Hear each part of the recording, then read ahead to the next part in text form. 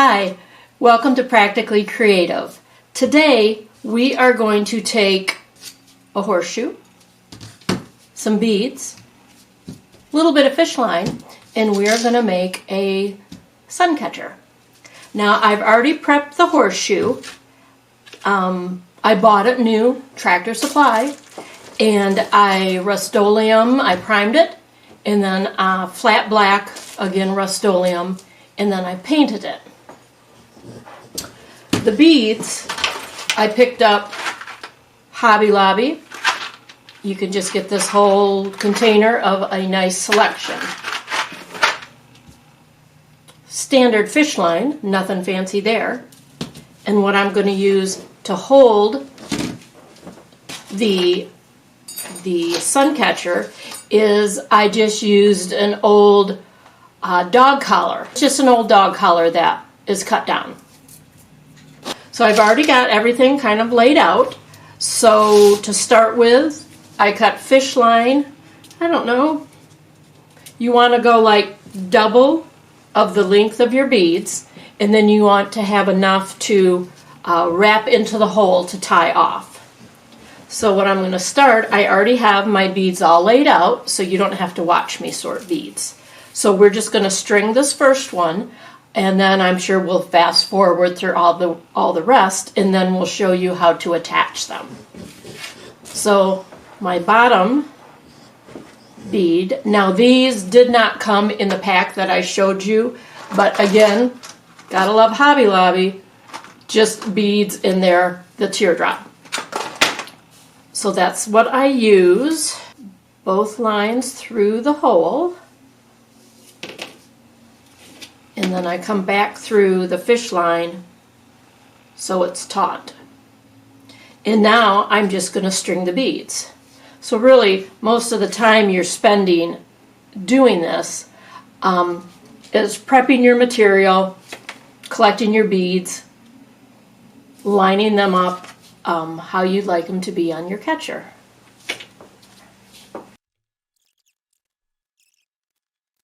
So there's my first string of beads.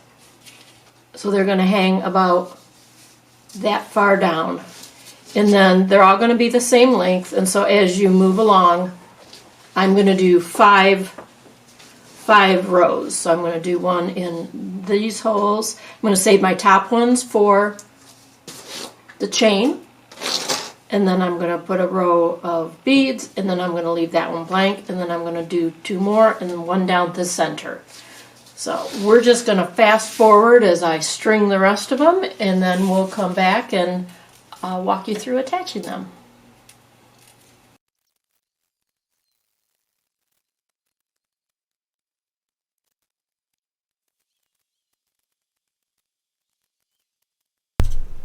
Okay, so we have all of our beads strung. And I don't know if you noticed, there was this one bead I kept having trouble getting the wire through. So if you have, or the fish line, if you have a piece of wire or something stiff, a straight pin or something that you can just put inside the bead, that usually cleans out any imperfections so you can get your fish line through. I also use a crimp bead. This is a 2mm. So what we're going to do with that, we're going to put this, which one is this? Okay, this one's going to go here. So we're going to feed it through, and then we're going to kind of bring it up, decide how. So I'm going to go through, we'll go around again. Again, you can tie these off any way that's comfortable for you. And then I think I'm going to just go down through. So I want to go around and I want to tie it in the back.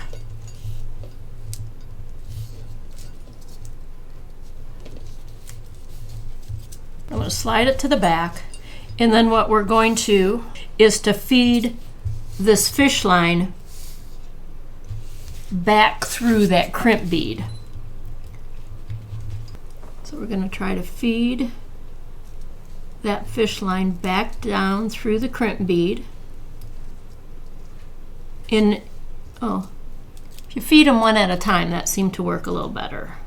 And if you want to feed it down through, like this one's going through the top 2 beads.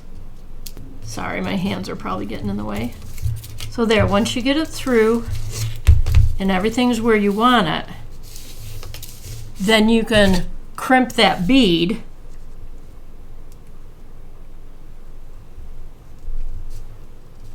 and that's going to help hold your fish line. And then you can go down here and trim these off. Make sure you don't catch your lines going up. You just want to trim off the ones you fed back through. And you trim those off, and then this will sit just like that. If you're looking up there.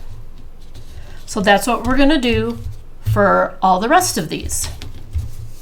All right, we'll fast forward through that too, and I'll be back with you when we put on the chain on the top.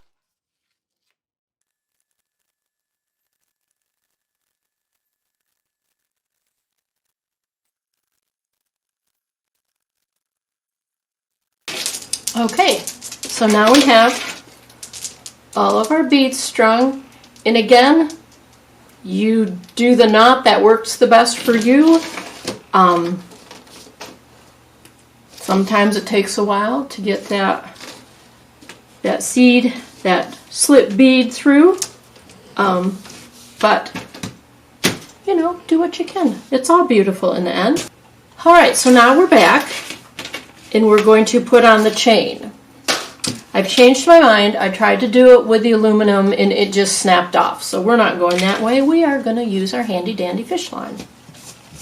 So you pretty much do it just like you did everything else.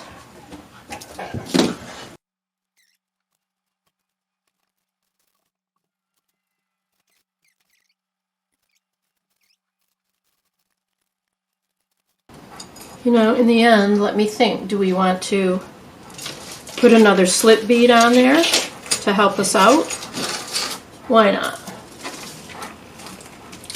That's the fun of crafting. You just sort of, some of it you just plan as you go. And there's nothing wrong with that. Don't want to lose these, they're tiny. So we're going to slide that slip bead on there.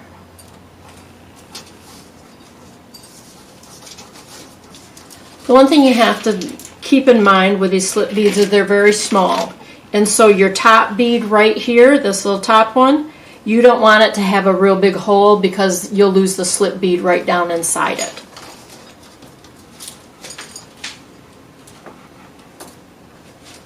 So we're just going to go around again.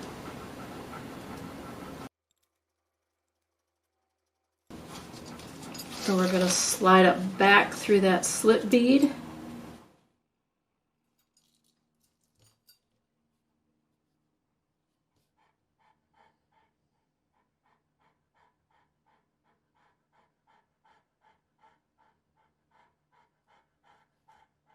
Now we're going to tighten everything back up.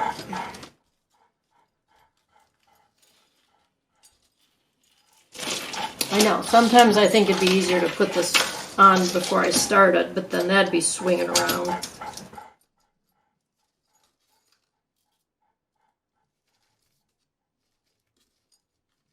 There, if I pull one at a time.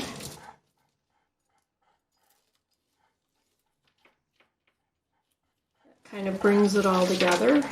I want my chain on the back. Pull that tight. And we're going to crimp it. Try to keep it where you guys can see. There, and we're going to crimp it.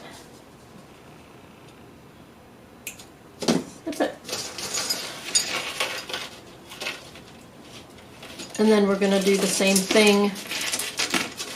thing on the other side. So then we'll come back and show you what it looks like in the end.